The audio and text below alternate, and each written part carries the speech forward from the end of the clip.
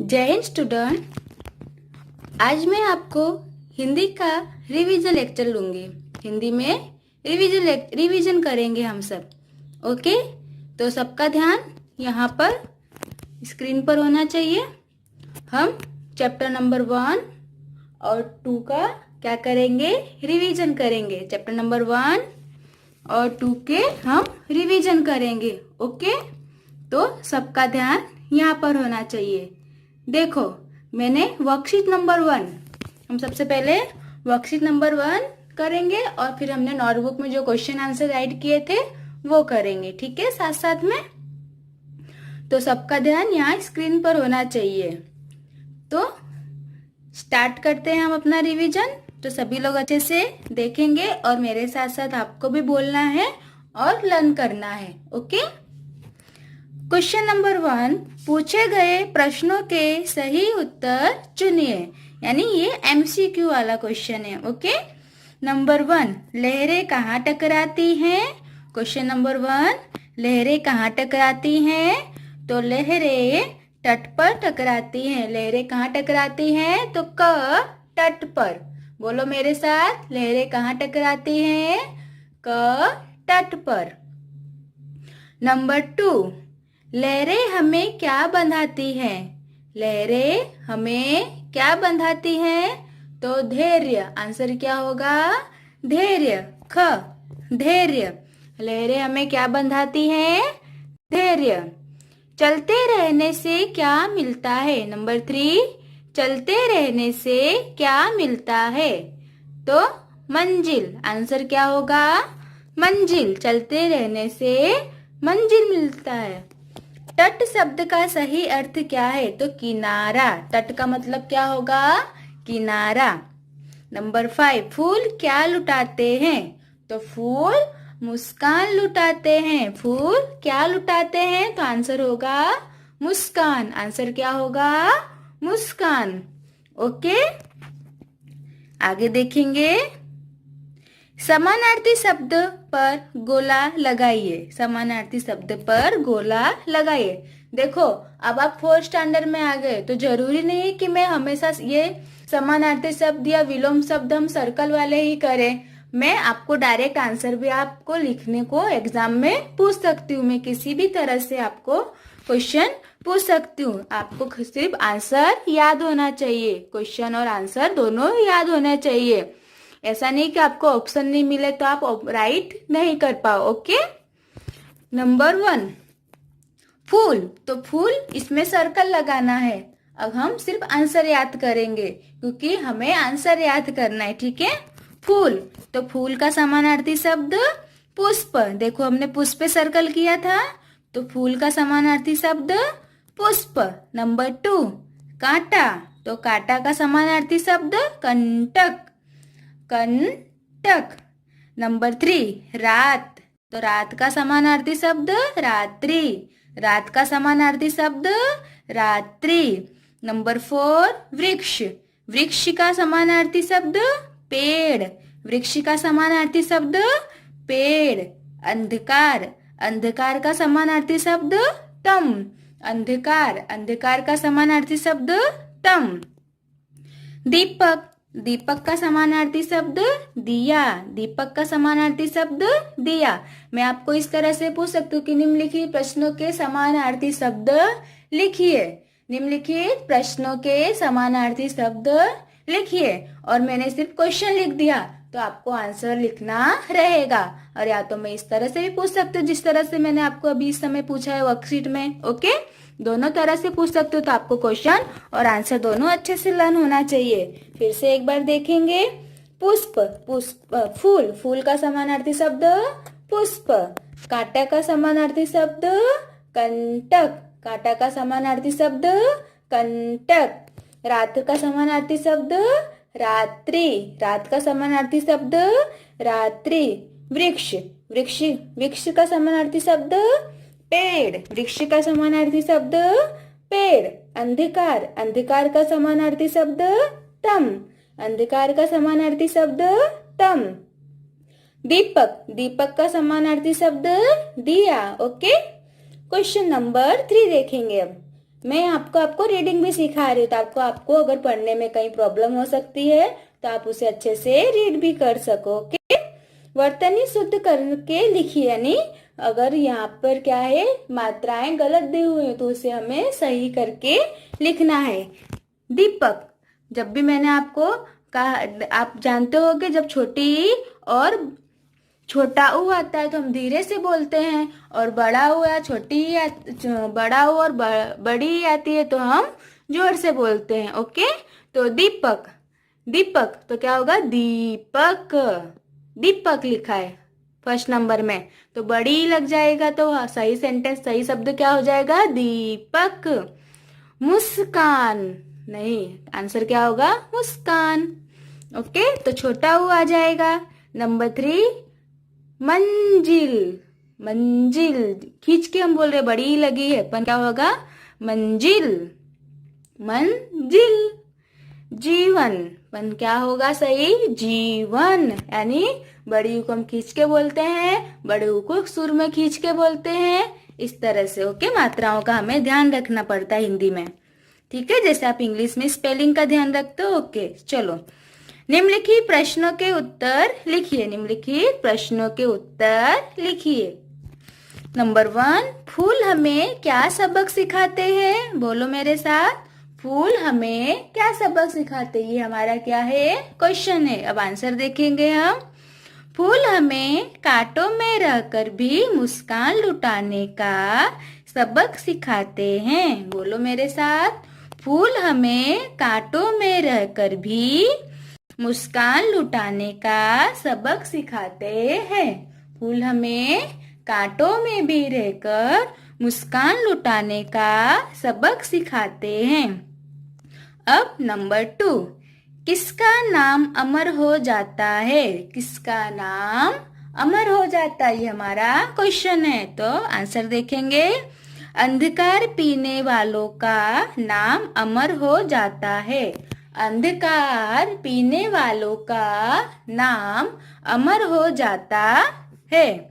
Number 3, वृक्ष हमें क्या शिक्षा देते हैं, नंबर 3, वृक्ष हमें क्या शिक्षा देते हैं, तो वृक्ष हमें, आंसर होगा, परोपकार की शिक्षा देते हैं, वृक्ष हमें परोपकार की शिक्षा देते हैं, वृक्ष हमें परोपकार की शिक्षा देते हैं। नंबर 4,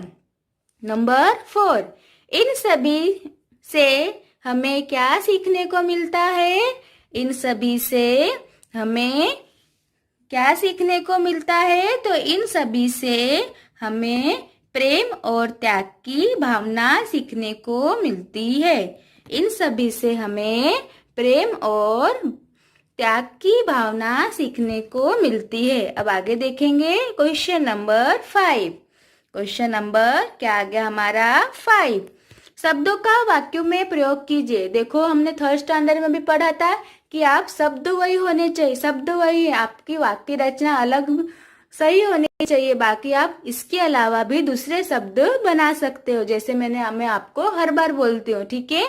नंबर 1, फूल, तो फूल हमें मुस्कान लुटाते हैं, मुझे गुलाब का फूल बहुत पसंद है, मेरे बगीचे में बहुत सारे फूल हैं। हम इस तरह से अलग अलग वाक्य बना सकते हैं। रात, आज की रात बहुत सुंदर है, रात को मैं बाहर जाऊंगा, आज रात को मैं घूमने जाने वाला हूँ, रात को जोर से बारिश आई। इस तरह से हम अलग अलग सब सेंटेंस बना सकते हैं। लहर, समुद्र में लहरें आती रहती हैं, नदियाँ लहरों से टकराती हैं। वृक्ष, वृक्ष हमारे मित्र होते हैं, वृक्ष हमें फल देते हैं, वृक्ष की छाया मुझे बहुत अच्छी लगती है। देखो कितने सारे शब्द बनते हैं, कितने सारे वाक्य मैंने बनाए, बस हमारी वाक्य रचना सही होनी चाहिए। फिर हम इन शब्दों के अलावा भी, इन वाक्यों के अलावा भी दूसरे वाक्य भी आप अपनी तरफ से लिख सकते हो। ओके, आगे देखेंगे।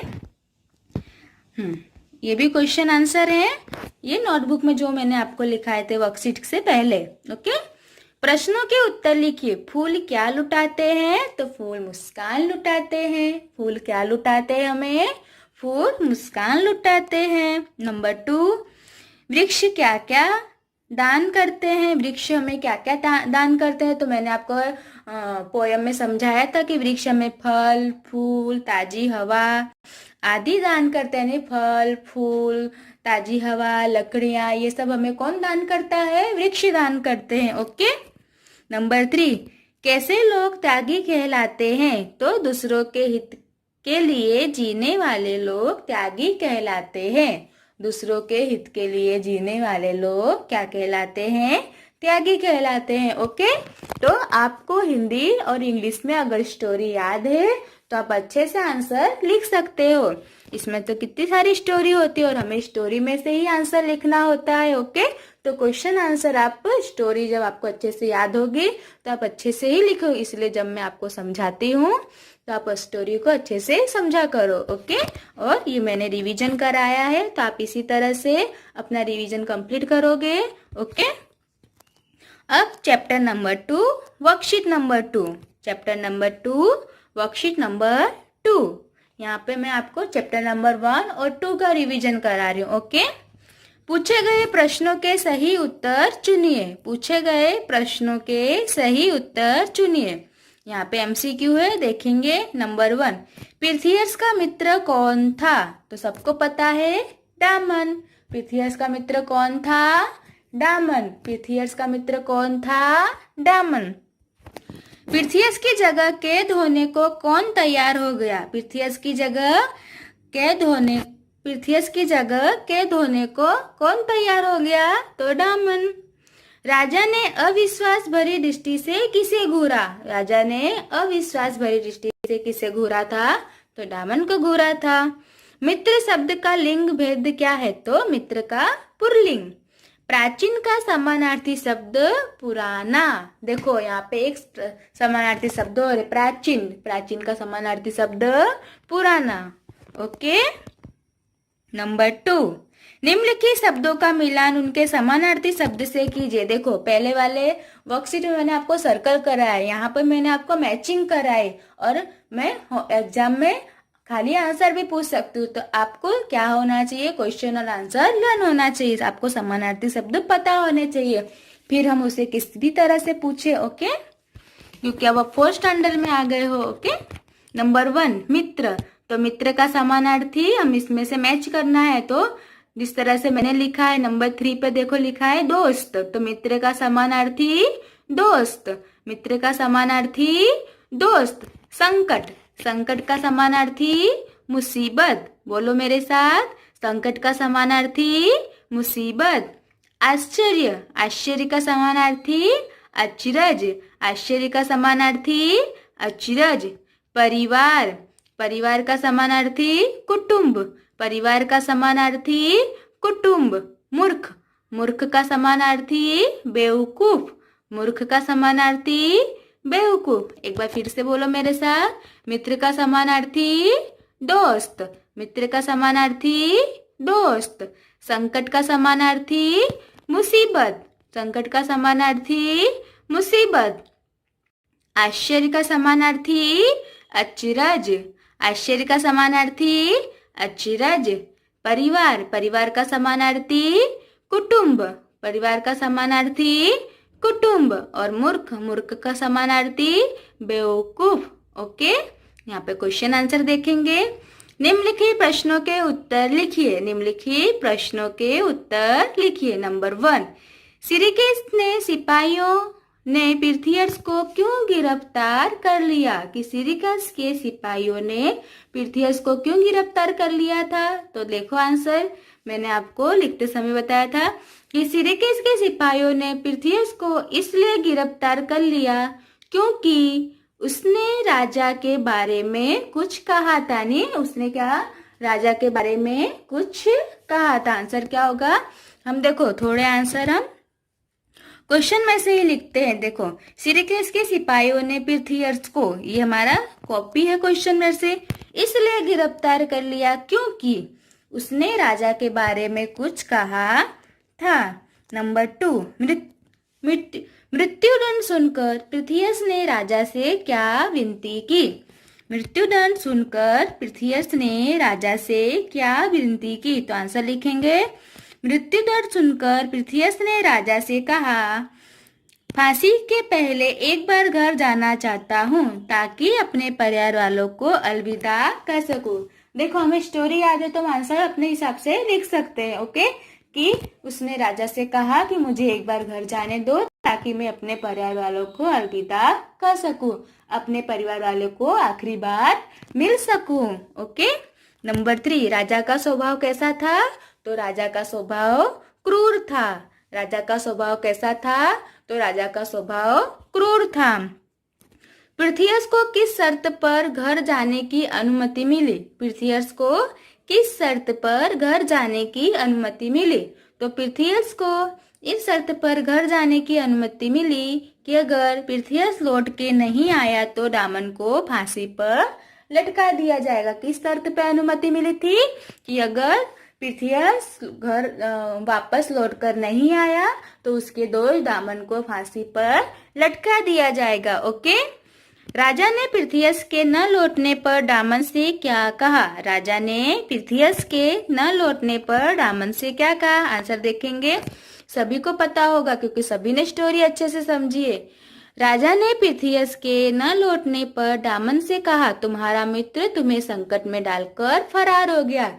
तुम्हारा मित्र तुम्हें मुसीबत में डालकर फरार हो गया। फरार हो गया मतलब यानी भाग गया होता है। ओके, राजा का दिल किस दृश्य को देखकर पिघल गया? राजा को मित्रता और एक दूसरे के लिए फांसी पर लटक जाने को तैयार देख के दृश्य, यानी दोनों की मित्रता वाले दृश्य को देखकर राजा का दिल पिघल गया। इस तरह से हम आंसर लिख सकते हैं ना। नंबर 4, बताइए ये वाक्य किसने और क्यों कहे? तो क्वेश्चन है, तुम चाहते हो कि घर जाने का बहाना बनाकर यहाँ से चले जाओ और इस प्रकार मृत्युदंड से बच जाओ। तो यह वाक्य राजा ने कहा क्योंकि मृत्युदंड से पहले पृथ्वीयस घर जाना चाहता था। क्योंकि मृत्युदंड से पहले पृथ्वीयस घर जाना चाहता था। नंबर 2, नहीं, मेरा मित्र धोखेबाज नहीं हो सकता। अवश्य वह भी किसी संकट में फंस गया होगा। तो यह वाक्य दामन ने कहा क्योंकि पृथ्वीयस के आने में देर हो रही थी। ओके, आगे देखेंगे प्रश्नों के उत्तर फिर से, ये जो मैंने आपको नोटबुक में पहले करवाए थे। नंबर 1, दामन और पृथ्वीयस कहाँ के निवासी थे? तो दामन और पृथ्वीयस यूनान के सिलसिली नगर के निवासी थे। कहाँ के निवासी थे? यूनान के सिलसिली नगर के निवासी थे। कहाँ के निवासी थे? यूनान के सिलसिली नगर के। ओके, सिरिकेस के राजा का स्वभाव नाम क्या था? सिरिकेस के राजा का नाम डायोनियस था। सिरिकेस के राजा का नाम क्या था? डायोनियस। राजा का नाम क्या था? डायोनियस। राजा ने किसे फांसी की सजा सुनाई थी? तो राजा ने पृथ्वीयस को फांसी की सजा सुनाई थी ना। राजा ने किसे फांसी की सजा सुनाई थी? तो राजा ने पृथ्वीयस को फांसी की सजा सुनाई थी। पृथ्वीयस के नहीं लौटने पर दामन मन ही मन क्या सोच रहा था? पृथ्वीयस के नहीं लौटने पर दामन मन ही मन सोच रहा था कि वह अपने मित्र के प्राण बचा रहा है, क्योंकि अगर वो नहीं आता तो क्या करते? राजा उसे फांसी पे चढ़ा देते। राजा ने अंत में क्या किया? राजा ने दोनों मित्र को आजाद कर दिया तथा अपना सलाहकार नियुक्त कर लिया। राजा ने अंत में क्या किया कि उन दोनों को माफ कर दिया था और अपना सलाहकार यानी उनसे हम एडवाइस लेते हैं ना, इस तरह की उन्होंने उनको अपने महल में जॉब दी थी। ओके, तो यहाँ पर हमने चैप्टर नंबर 1 और 2 क्या रिवीजन किया है। अब आपको अगर पढ़ने में कुछ भी प्रॉब्लम होती है तो आप इस रिवीजन लेक्चर से पढ़ लेना, ठीक है, और अच्छे से आंसर लिखना। आपको देखो हिंदी में स्टोरी अच्छे से लर्न होगी तो बेटा आप सारे क्वेश्चन आंसर अच्छे से लिख सकते हो। हिंदी में आपको अच्छे से लिखना है, ऊपर की लाइन में टच करते हुए और मात्राओं का ध्यान देते हुए। आप घर पे हिंदी लिखने की प्रैक्टिस भी किया करो। जब भी आप लिखा करो तो बोल बोल के लिखा करो, तो उससे आपके 2 फायदे होंगे। मैं हमेशा बोलती हूँ, आपको लर्न भी हो जाएगा और आपको लिखने में भी सही रहेगा कि किस पे कौन सी मात्रा लगाई जाएगी। ओके, तो सभी लोग रिवीजन अच्छे से करेंगे और एग्जाम अगर होगी तो इसे अच्छे से एग्जाम में राइट करेंगे। ओके, तो आज का लेक्चर मैं यहाँ पे कंप्लीट करती हूँ। ओके।